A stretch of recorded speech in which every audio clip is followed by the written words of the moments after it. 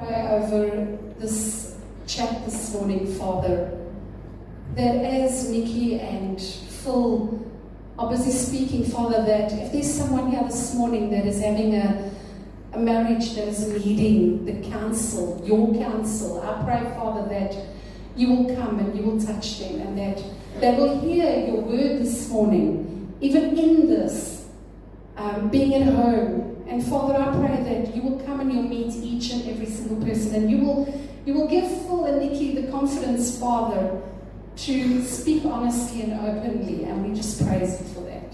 Thank you, Father God. Amen.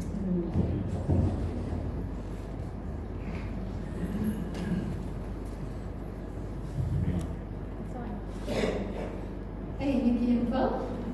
Welcome to City Hill. Thank you. Wonderful. I was just saying to Nick, it's so nice to be here. I mean, we really enjoy visiting. I mean, we're really a couple of k's up the road. And dare I say, I think the moment you're a bigger church than we are, you're a meeting. we're unable to do that. So, yeah, this is the big church in the area. Nice to be here. Cool, man. Well, thank you so much for joining us. And I don't know if you want to just say a little bit about yourselves, how long you've been married. He's scared he's going to get this part right.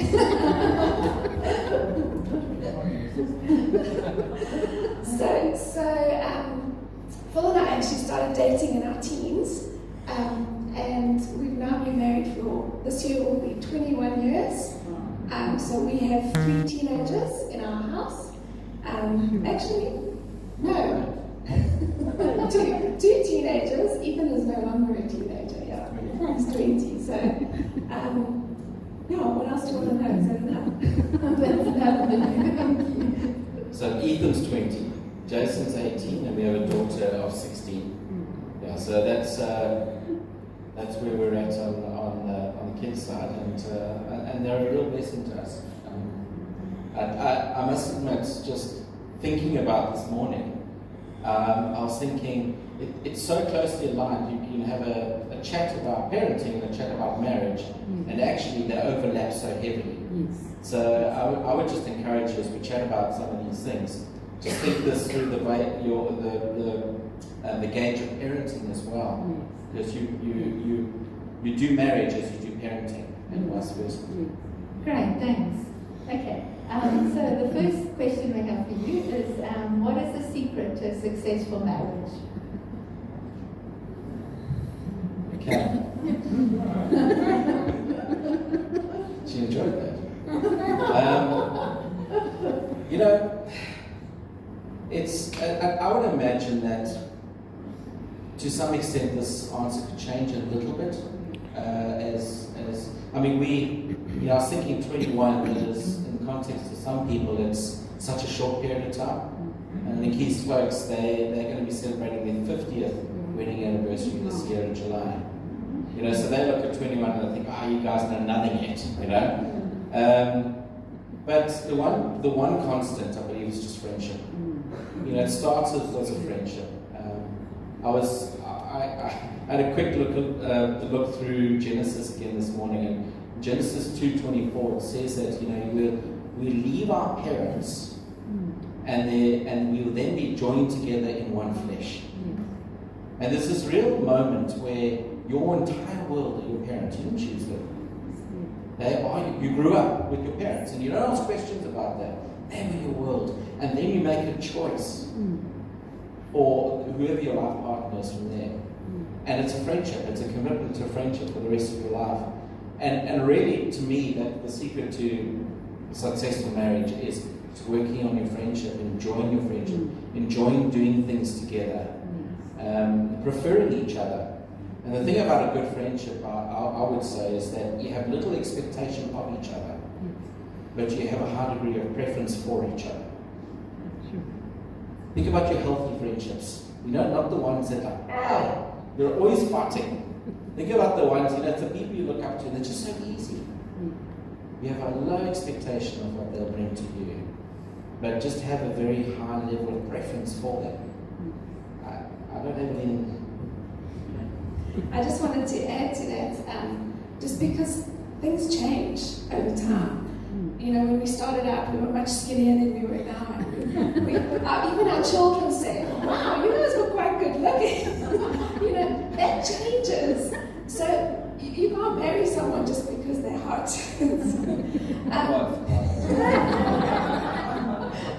But I think when your marriage is based on a friendship, that doesn't change. Whether you have money or you don't have money, whether you go through difficult times, parenting or with your health, or in your job or lack of job, if you have a friendship, that's kind of the foundation that keeps you together. Perfect, thanks. That's really awesome. Okay, the next question for you: is there such a thing as a soulmate? I don't think so, no. What do you think? That's not you taking the question. No, I really don't believe so. Well, certainly not at the point of choice. I think once you've chosen, whoever you've chosen, they become your soulmate. Because your soulmate, well, that's your closest friend. And that's.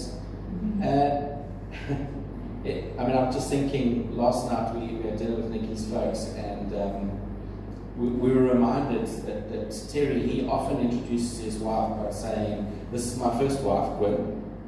And I thought, well, okay, he clearly doesn't think this is soulmate. That joke has got him into trouble once before, by the way. Definitely not. Marriage is not a feeling. It's not this cosmic landing together with that sort of perfect person. I don't believe there is a perfect person. And so, because there isn't a perfect person, there isn't a perfectly wrong person outside of your joint belief together in Christ Jesus. Honestly, you make a choice and you just develop that friendship from there. And that really can be someone very similar to you, can be someone very different from you. And both of them provide very different aspects to how this friendship is built and some of the excitement around that. The more different you are, the more fun you have with each other, the more similar you are, the more you line up on basic things. So really, I think it's a mix of difference, and I don't believe there's such a thing as a soulmate. Okay, perfect. Thanks. That just leads us on to our next question, actually. Is it possible to choose the wrong partner in a marriage?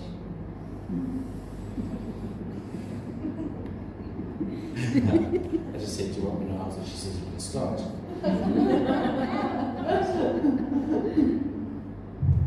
Charlotte, I think maybe it's the wrong question. And I don't think you could choose a right or a wrong, because if you assume there can be a wrong partner, you're assuming that there is a perfectly right partner. You only need to be married for a couple of months to know that that's not true. Stop looking at Facebook and all those other platforms and you see people's perfect moments. It's just not true. In fact, very often it's a demonstration or representation of some of their weakness, and they're expressing themselves in different ways. I'm not criticizing social media. I'm just saying, careful where you get your feeding from, where you get your idyllic view on what marriage is. I don't believe there's a perfect partner. I don't therefore believe that there's such thing as a wrong partner. But I do believe that the choice you make is going to either make for an easy road or a difficult road. That's what you can choose. You can choose easy roads and difficult roads. The scriptures, they pivot on one fairly strong point at the decision moment to say that, listen, you're a believer and you decide that you're going to get married to an unbeliever, you're choosing a difficult road. And it's a difficult road. So there's an easy early point of what would be a good choice. I don't believe there are wrong choices, because it is a decision. It's a decision that's followed by a commitment. And it's a commitment before God. And it's a commitment until death do you part. God can work with anything. Perfect. Thank you. that leads on to actually the next question. Once you are married, is it possible for two people to drift apart? And if yes, what would be the cause of this?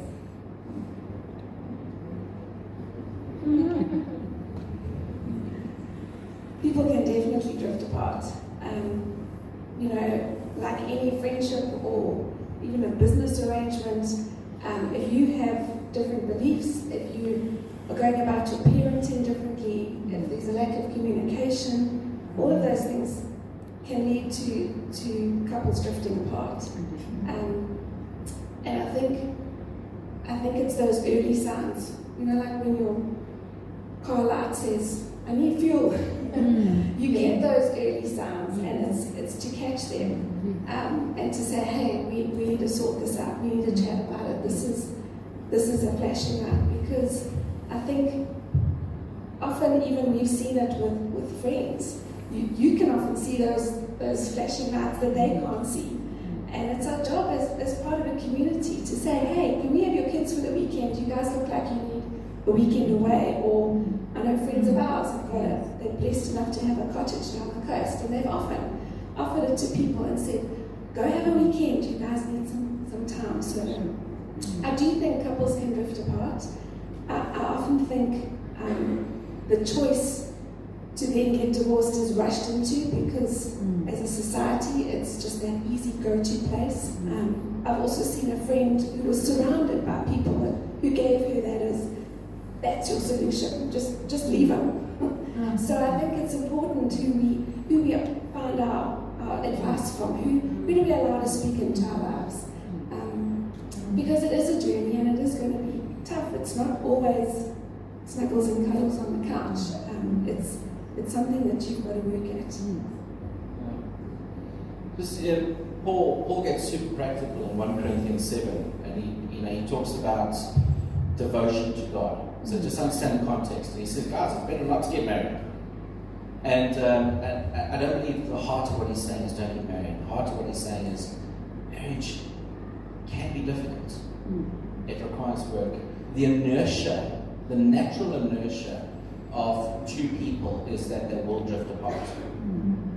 Without effort, you will drift apart. Things tend towards that all by themselves. If you ignore your partner, you will drift apart. Because I think there's something in us that naturally finds selfishness. And we naturally, and it's a good thing, by the way. When I say it's a good thing, it's a good thing that we ourselves are growing and developing. We're aspiring, we're changing. We want to look back in a year's time and say, you know what, I'm not the same guy, I'm not the same girl. Something's changed in me, I've grown, I've developed. And that's a good thing. In fact, it's one of the secrets of marriage is that you keep on evolving as individuals, but careful not to evolve by yourself. And so the thing about marriage is it's this evolution, it's this growing, but with the other person in mind. I'm growing my other person in mind. And it's recognizing actually that if I try and do this by myself, I'm going to have an okay job. I try and do this with my wife, I'm going to have a much better job. And so I would say drifting apart naturally happens. It's not just something you do wrong, it's actually the absence of actively investing into this closest friendship that you have. Great. No, I agree. I mean, Gerard and I have been married 26 years, and yeah, we've definitely had times where we've drifted apart. And yeah, one of those times was when our kids were little, you say about the parenting. And yeah, we really did drift apart because my focus was on the children and not on him. So yeah, if your focus changes from each other, you have to really, carry on. Yeah, and you picked up an interesting point. Is the 2 points where marriages find the rocks and often end up splitting is at that early kind of first 3 year stage where it's just chaos from the start. And I just had no idea what they were getting into, no idea of godly commitment and the road ahead, or they rushed into it, all those things. And it's also that 25 point. where your marriage is in some way sustained by the gorgeous children that you have in the home, but actually they leave, you look at each other, who are you? And suddenly the choice comes out, and you've ignored each other for 20 years. The kind of thing we have spoken in the family, and our kids know it. Nikki is my absolute number 2. She's never my number 1. She's my absolute number 2. We all know who my number 1 is. But here's the important thing: is my kids are my absolute number 3, not 2. And I think that's a great risk. I think there's I don't have a scripture for this, but my observation has been that men find it easy to focus on their wives and don't always give their kids enough attention. Ladies find it easy to focus on their kids and don't always give their men enough attention. So we've got this triangulation that both people in the couple, they need to work on that. They need to ensure that each other, this is the starting unit, and our kids are better off knowing that we're good, that we're strong, and that we prefer each other. Which sometimes may mean, guys, a little bit of time out. Mom and I, we need some time. Well, we're going to go out on a little sundown, whatever it is that's your thing. And kids don't interrupt us. Oh, Dad, no, you want this. Absolutely. Cool. Okay, so how would you deal with a conflict in your marriage? How do you deal with conflict, huh? He's passing it to me because he gives dodgy advice. He suggests that couples fight naked.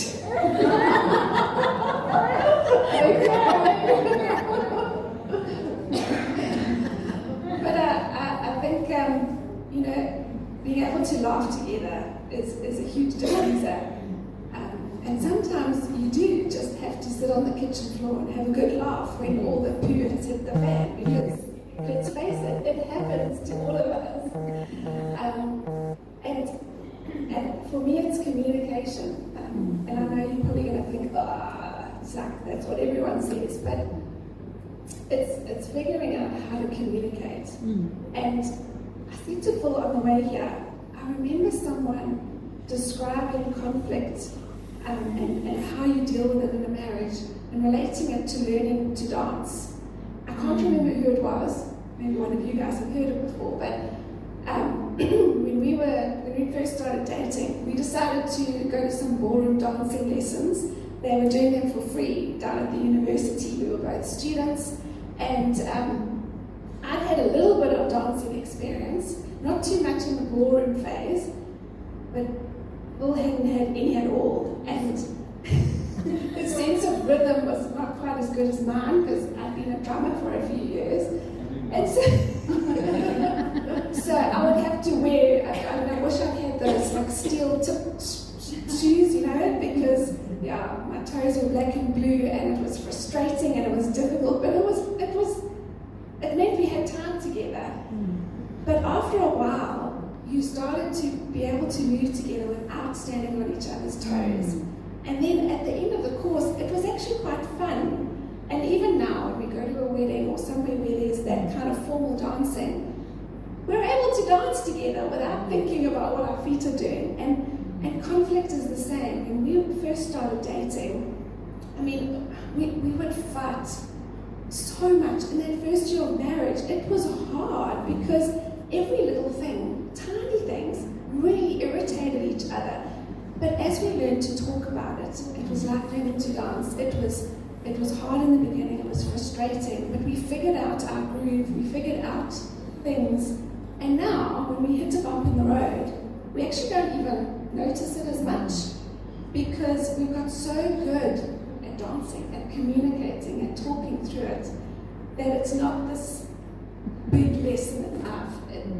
It's a speed bump, and every now and then there's a bigger hill, but we've learned to work through it.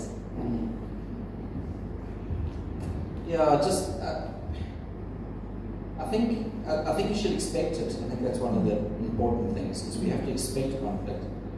I remember go back some 15, 20 years, and we'd have a couple say, we've never fought. Oh. And I've since learned to think about that slightly differently. I used to think, really? Wow. But, you know, you get rhinos and hedgehogs. Okay? Rhinos, you know what rhinos are. They're out there and they want to have a fight. Hedgehogs, they avoid it, right? We're both rhinos. So over the years, you know, we've become a little less aggressive, and our horn has become a little rounded off. And you may just find that they were both hedgehogs. I think the important thing is expect conflict. It's part of this thing we do. You can't have this super close relationship for the rest of your life and not hit points of difference. And that's what conflict is. It's a point of difference that matters. So when you hit a conflict, first we'll decide, is this worth conflicting over, or we're just going to agree to disagree? It's like, is that how you feel? I don't, but it doesn't really matter. Just lost it. Things that matter, take the time. And if I can use Nikki's dance analogy, it's like chess pieces. Keep your chess piece moving. So alter yourself. I can't change how Nikki thinks about things, but I can change how I view things. And I can constantly challenge myself. And as long as we're both doing that, we're constantly challenging ourselves to move our chess piece, we'll eventually find a point where we connect. It's normally that little thing called compromise. Compromise is good. I think a desire to be right or wrong, that's often the problem. That's where you literally just hit head on. Great, yeah, that's perfect. Thank you. I think you've actually answered the next question. Yeah, because the next question was, what would you do if one of you won't budge on an issue? But I think your answer by keeping the chess pieces moving. But maybe you want to just address that a bit. What if one of you just won't budge on an issue? Yeah, they're really important things to us. So, and there's certain things where we're not going to move our chess pieces, right? How we parent. You know, I was brought up this way. You were brought up that way. You know, there's certain, and so basically you're a pawn going out. There's a pawn coming towards you. The two pawns meet in the middle, and you've hit a deadlock. That will happen. Okay. We can't always move that chess piece sideways. And I think in those situations, you need to decide whether this is an issue that we need to deal with. Is this an issue that maybe a little bit of time will work it out? Sometimes it's a major issue right now, but actually, I'm trying to think of an example. A difference in finances. So we got a couple that we chat to. He's horrible with money, and she's pretty good with money, but she doesn't want to run the finances. And you know, so I think his advice to her is, well, listen, for a season, you carry that role and you develop him into the role so that you can then step into the role that you want to play. They didn't have to resolve that then and there. There was something about time to get there. I think that's important. However, if you do hit that absolute deadlock, and this is a problem, that's the time to go and chat to a mature couple with very open hearts. You mentioned it earlier. With open hearts, Lord, make me teachable. Your humility, your teachability is going to unlock the answer to this. Your stubbornness, you're not going to get anywhere with this one. That's where Christian counseling comes in. Okay. The best place for Christian counseling is at that point. Most times Christian counselors moan and complain because they always receive people too late. Yes. They got that point and then they made that decision and that wrong decision, that wrong decision, and now you're there. And the counselor's saying, "What did you come to us a year ago? We could have so much more fun." Now I'm having to unpick all your thinking about certain things. You know what I'm saying? So if you hit real deadlock, together decide to go and sit with a couple. Okay. But remember, this is a private space. You're choosing to go and share your private space with another couple. At no point am I really recommending that either one of you run off to other individuals. I think that often causes more problems than good. Okay, so you're saying go together. Agree? This is something we need to go and sort out together. Yeah. I would say so. I would say it's a first step. Yeah. Okay, perfect. Thanks. Okay. Our next question for you is divorce permissible other than for unfaithfulness? That's a big question. Yes, it is. I don't want to just give a short answer if you don't mind. We're not looking for permission, right? So, God, Malachi 2, I think it is, God hates divorce. Let's speak about truth, and then let's speak about certain where we find ourselves, perhaps, in this space. It's important we speak about truth because God's heart is to always bring truth so that we understand what this thing can look like. God hates divorce. When we come together, we become one flesh. And He sees us as one flesh. And it's a choice, it's a covenant, it's a commitment to say, Lord, you see us one flesh until death do us part. So, in part, there's the one exception, actually, is in death, your marriage ends, right? Yes. You're no longer married in death. So that's just one point I'd like to make. At no point would God ever say, listen, I think you should get divorced. In fact, he even speaks about in 1 Corinthians 7, he talks about if you are married to an unbeliever, you should stay with that person because you've made that commitment, right? But only if they will not stay with you, then you are free. So your commitment remains the commitment. I'm committed to this thing until death do us part. But if that person refuses to stay with you, and then Paul says, well then, you're released of your commitment. And that's another example. But my overwhelming answer to that one is yes. If there is unfaithfulness in marriage, and if through the two of you working towards finding a common place of reconciliation, and I know more couples who have been in that situation and they have found reconciliation, and their lives are so much better today because of that. I equally know some couples who have hit those moments. They have not found their way through it, and both their lives are so much more difficult today. Finding each other after it'll be a difficult journey. Make no mistake. But I promise you one thing: the hurt that you feel from a spouse having done that to you is a hurt that doesn't go away when you leave. You take that into your next relationship. It doesn't. You're going to have to deal with it, and it's not fair, and it's not nice. We've never experienced this personally, but boy, if we walk this journey with so many people, you are gonna go through the valley of the shadow. But let me tell you something: God can fix anything. Marriage started as a choice; it remains a choice; it continues a choice, and God will honor that choice. And you'll be shocked as to what He is able to mend and put together and to make right. That's God's heart. Is that you would not. But yes, there is if you can't find reconciliation, so your partner has left and gone off with someone else, and that decision becomes final, there is grace and freedom for the other partner, that they can eventually move on their merry way. I know a couple, and some of you may know them too, where that's exactly what happened.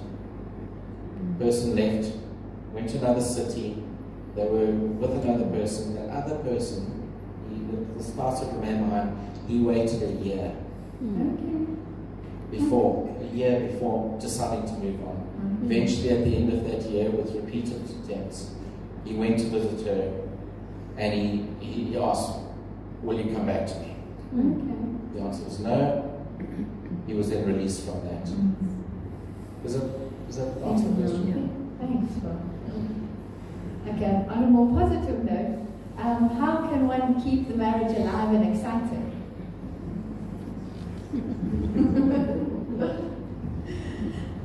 chuckling because we are definitely opposites. So I think allowing each other to be who they are. Because often if I'm not in a good place, my go-to is to try and make him feel miserable too. So every little thing that he does will will make me grumpy. So I think to allow us to grow and to have an exciting marriage is to continue to allow each other to be ourselves, to blow wind in our sails, to, Phil said it earlier, to prefer each other.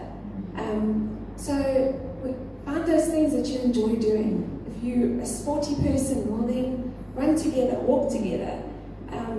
If you enjoy, we love to travel, and our preference is to travel together.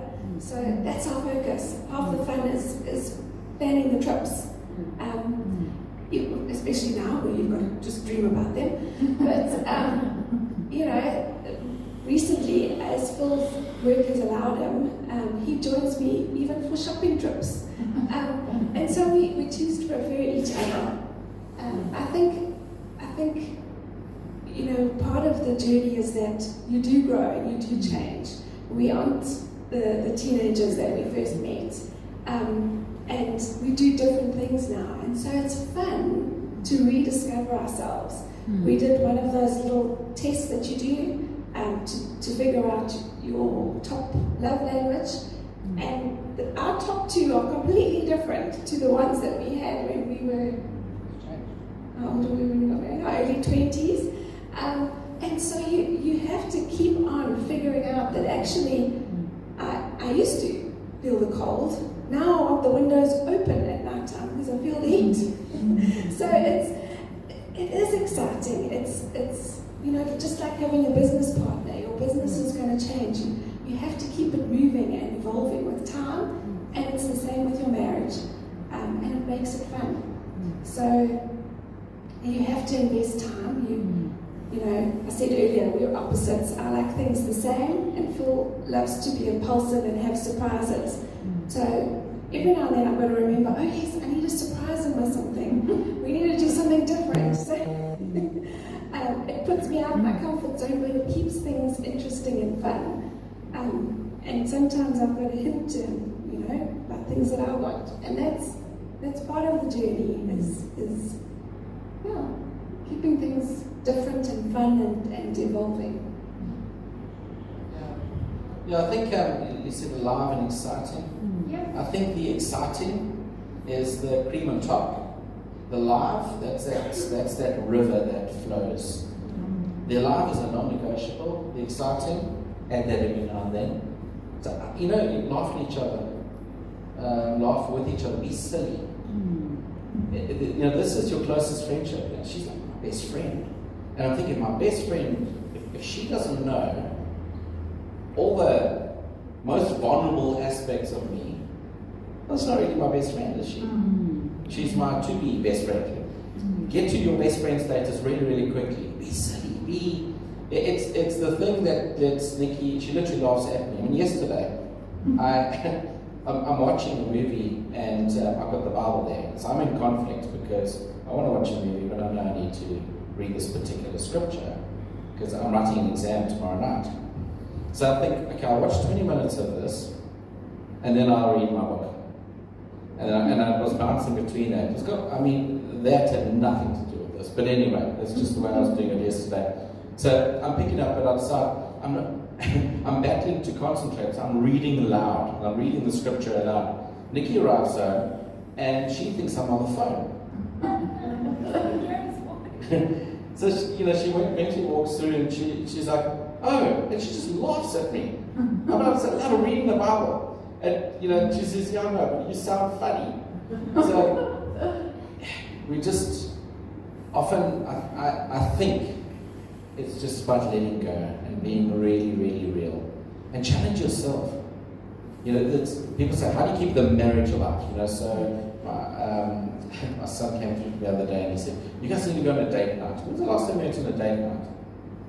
And my initial thought is, actually, we've got to challenge ourselves out of our boxes. What makes it boring is when we start finding ourselves boring, right? We get to a point where it's like, oh, my day is so predictable. And you're bored with yourself. And what do you think she's going to think of you if you're bored of yourself? But if you're constantly challenging yourself to do something interesting and different, well, then you naturally take your marriage along with you. And that's really helpful. Great, thanks. Thank you. Yeah, it's. I think we go through busy times as well. You know, where we might be, you know, your busyness can distract from spending time on each other. So we have to make that time for each other. Do you find that you have to make time for each other, or does it just come naturally? I think you're right, Charmaine. I think it depends on the season that you're in. It was much harder when the kids were younger and they needed more of our attention. Now that they're older, it's definitely easier. And I look at my sister who's got little ones, and it's really hard for them to find time. So I think you need to be, the busier you are, the more intentional you need to be. And that's why that concept of date night is often recommended in marriages. Whereas it kind of happens more naturally when you have more time for each other. And yeah, I don't know if I've answered the question. Oh, that's great, thanks. Okay, we're just going to go quickly to the last question because we need to do a little bit of a question and answer session. So just explain practically how to keep God the center of your marriage. I think for us, and I'm sure there's a lot of very experienced marriages in the room can give their suggestions, but we found that when we have, our relationship as an individual has been in a good place, then God naturally is the center of our marriage, and it brings us closer together. When we've had times where, as individuals, our relationship with God has not been so strong, we've been struggling, then God has had less of a place in our marriage. So we found that as individuals, if we encourage each other with our relationships with God, God remains the center. Okay, great, thanks. I hope that was helpful to everybody. Just going to open the floor up if any of you have any specific questions you want to ask Nikki and Phil. I'm sure they'll be happy to answer any. Does anyone have anything? Ask the difficult ones.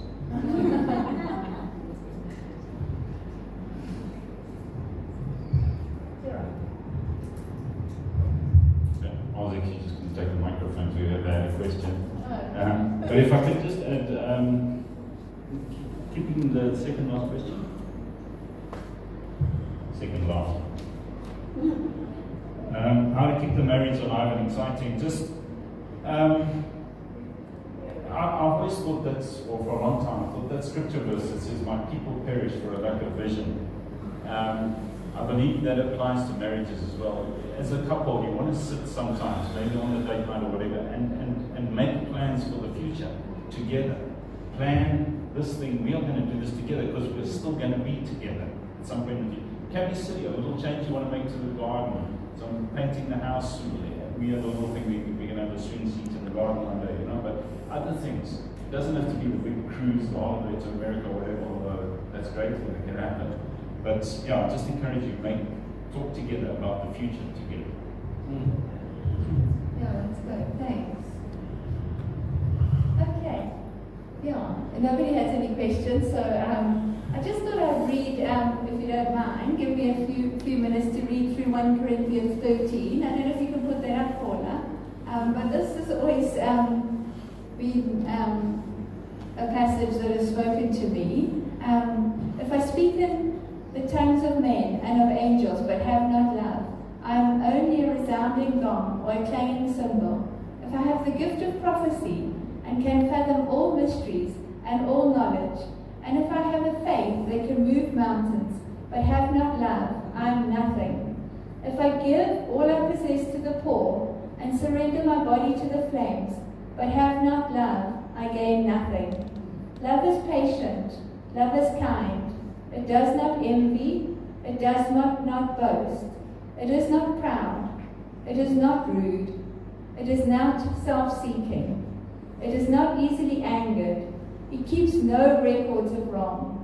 Love does not delight in evil, but rejoices with the truth.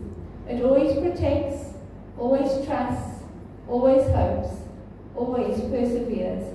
Love never fails. But where there are prophecies, they will cease. Where there are tongues, they will be stilled. Where there is knowledge, it will pass away. For we know in part, and we prophesy in part. But when perfection comes, the imperfect disappears. When I was a child, I talked like a child. I thought like a child. I reasoned like a child. When I became a man, I put childish things away behind me. Now we see but a poor reflection as in a mirror. Then we shall see face to face. Now I know in part. Then I shall know fully, even as I am fully known. And now these three remain: faith, hope, and love. But the greatest of these is love.